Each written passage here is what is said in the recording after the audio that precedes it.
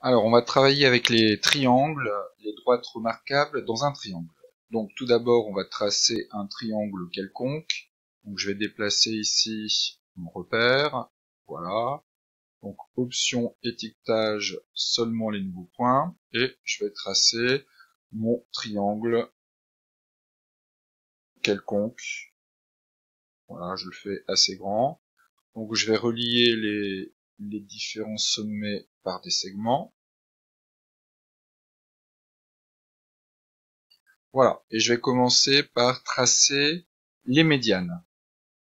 Alors, les médianes, il y a un outil ici, milieu ou centre. Donc, je vais prendre les milieux des trois segments du triangle. Donc, pour prendre le milieu, c'est marqué 2 points. Donc, en fait, je vais sélectionner les 2 points et il va me tracer le milieu.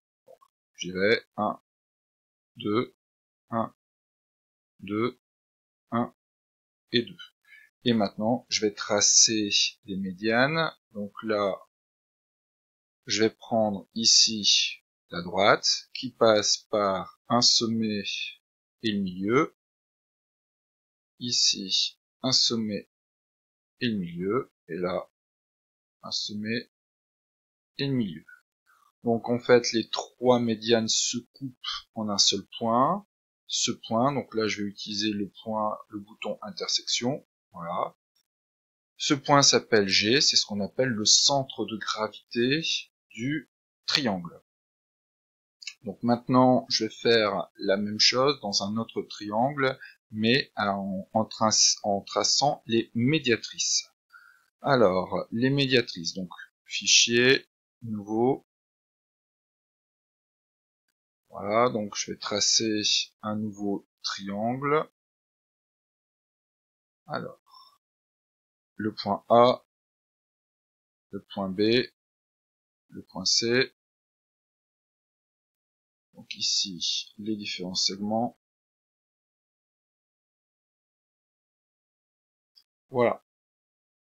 Donc maintenant, les médiatrices, donc il y a un bouton médiatrice, voilà, quand on regarde, bon, en fait il faut sélectionner 2 points et il va tracer la médiatrice du segment. Donc 1, 2, voilà la médiatrice, 1, 2, et ici ce segment, et voilà.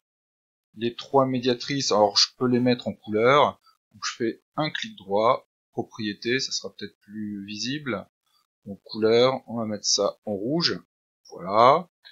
Donc ici, voilà, je vais mettre ça en rouge également. Voilà, et la troisième, propriété, en rouge. Voilà. Donc en fait, les trois médiatrices se coupent en un seul point, c'est ce qu'on appelle l'orthocentre. Donc souvent, la lettre, c'est la lettre H. Voilà, donc là, par défaut, il me met D, la première lettre, après A, B, C, il met D, donc en fait, on peut renommer les points. On fait un clic droit, renommer, et là, l'orthocentre, souvent c'est H. Voilà. Et normalement, dans un triangle, le centre du cercle circonscrit, en fait, c'est l'orthocentre du triangle. Donc je vais essayer de tracer le cercle circonscrit, donc je vais utiliser donc l'outil cercle, centre et point, donc le centre, un est semé, et j'ai bien tracé le cercle circonscrit à mon triangle. Donc maintenant, je vais tracer ce qu'on appelle, je vais tracer un nouveau triangle, je vais tracer les bisectrices du triangle. Donc, fichier, nouveau. Alors, étiquetage, seulement les nouveaux points. Alors, un autre triangle. 1, 2, 3. Les segments.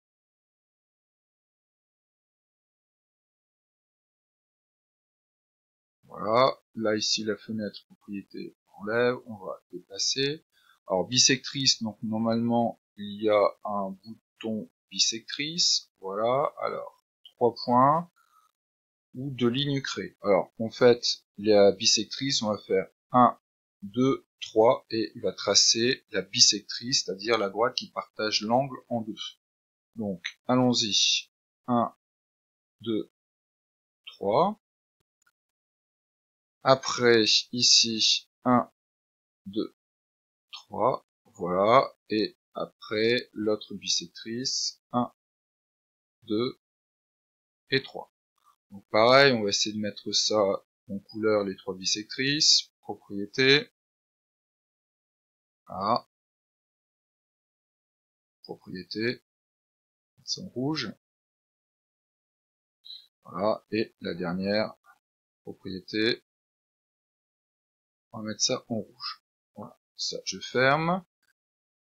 Voilà, et normalement il y a une propriété, en fait, le cercle inscrit dans le triangle, ben en fait, le centre, c'est le centre ici, le point de concours des bisectrices. Alors, on y va, on va essayer de tracer le cercle inscrit.